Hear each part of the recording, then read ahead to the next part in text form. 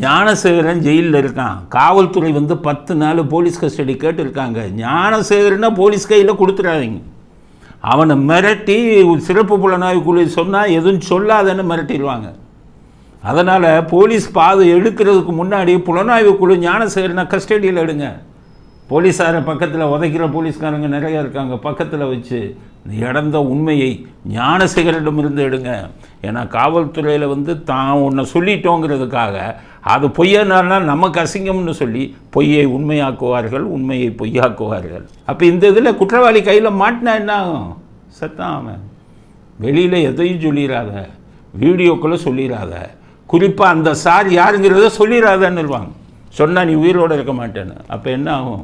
Police custody காவல்துறை இதுக்கு எடுக்கிறதுக்கு முன்னாடி சிறப்பு புலனாய்வுக்குள்ளே எடுத்துருங்க. எடுத்து இது பண்ணால் தான் இவர்களுடைய அத்தனை கதையும் வெளியில் வரும்.